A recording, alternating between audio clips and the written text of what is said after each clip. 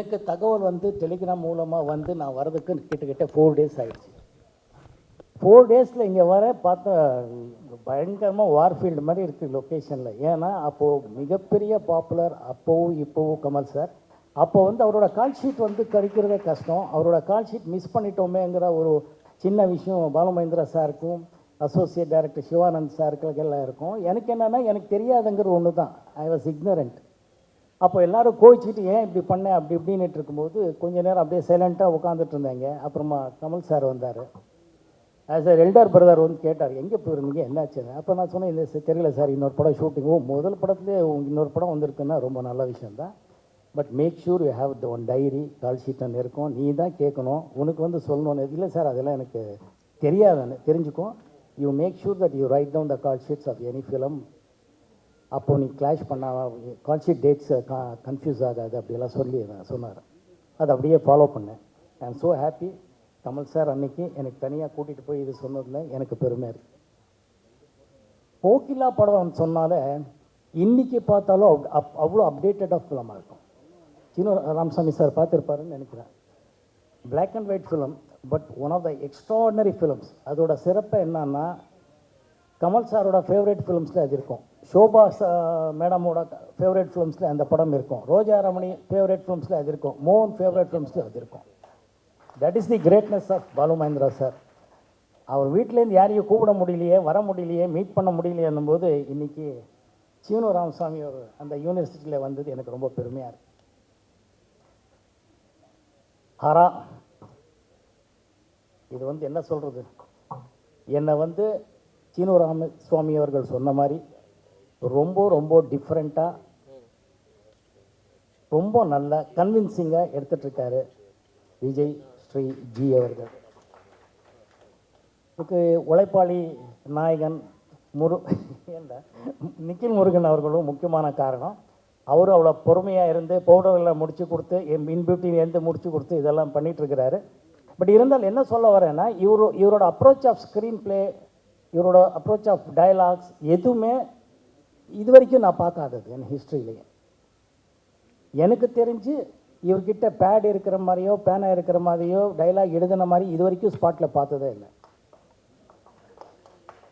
நான் பார்த்ததில் மணிவண்ணன் சார் மட்டும்தான் அப்பப்போ இந்த மாதிரி டைலாக் ஸ்பாட்டில் சொல்லி அசிஸ்டன்ட்ஸ் அசோசியேட் எழுதிப்பாங்க. இங்கே யாரும் எதுவுமே இல்லை. Is all in all. Production பார்த்துப்பார், கதை, திரைக்கதை, வசனம், இயக்கம், லிரிக்ஸு, கேமரா, லைட்டிங் முதல் கொண்டு எடிட்டிங், டிஐ வரைக்கும் he knows the job. I am so happy, I am so blessed. I selected this gentleman for Hara.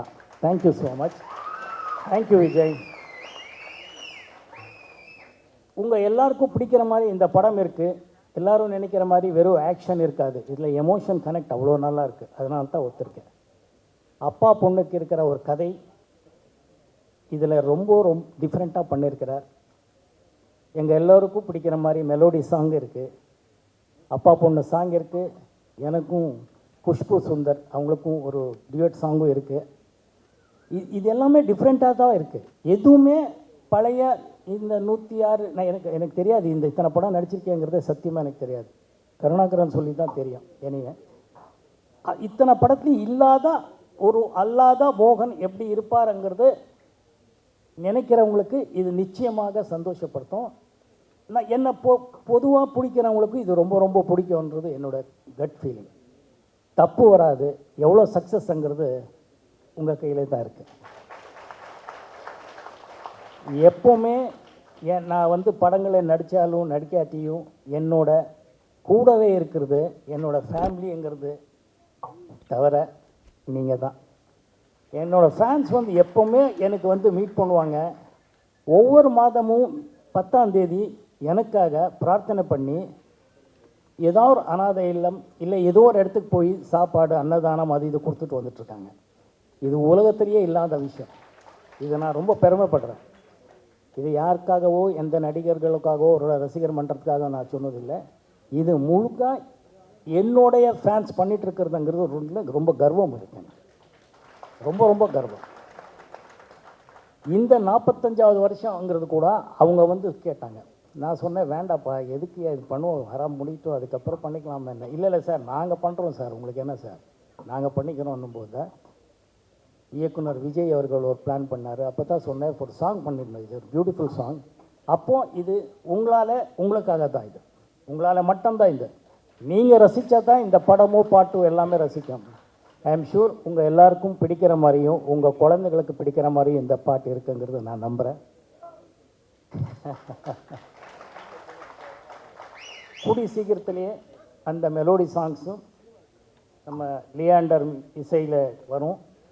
அதுக்கும் இதே மாதிரி உங்களோட என்கரேஜ்மெண்ட் வேணும், ஆசீர்வாதம் வேணும். உங்கள் பிரார்த்தனை எப்போவுமே என் கூட இருக்குங்கிறத விட என் மேலேயும் என் ஃபேமிலி மேலேயும் என் ஹரா டீம் மேலேயும் எப்போவுமே இருக்கணும்னு வேண்டிக்கிட்டு இந்த 2 வார்த்தையை முடிச்சுட்ருக்கேன். மற்ற விஷயங்கள் நிச்சயமாக அப்பப்போ நான் சொல்லிகிட்டே இருப்பேன். Thank you. God bless you all.